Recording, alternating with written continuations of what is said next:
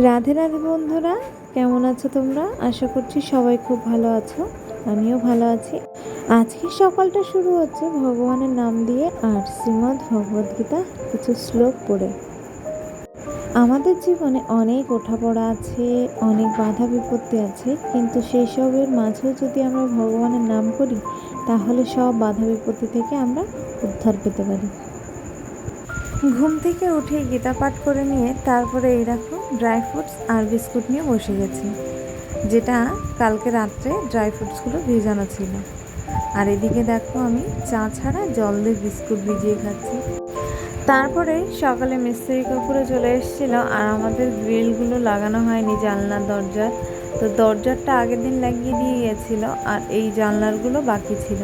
তো মিস্ত্রি কাকুদের ডেকে বললো যে গ্রিলগুলো লাগিয়ে দিতে।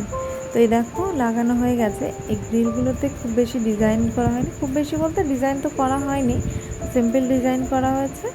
কেমন লাগছে অবশ্যই বলো।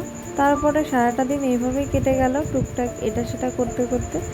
আবার সন্ধ্যার দিকে আমি বসে গেছিলাম গীতা নিয়ে। মা সন্ধ্যা দিচ্ছিল ওদিকে আর আমি বসে গেছিলাম গীতা পাঠ করতে, কিছু শ্লোক পড়ছিলাম। তো আজকে দিনের শুরুটা যেমন ভগবানের নাম করে গীতা পাঠ করে শুরু হয়েছিল আর শেষটাও করেছি সেটা দিয়েই, গীতা পাঠ করেই। আজকের মিনি ব্লগটা কেমন লাগলো অবশ্যই কমেন্ট করে জানিও। রাধে রাধে বন্ধুরা।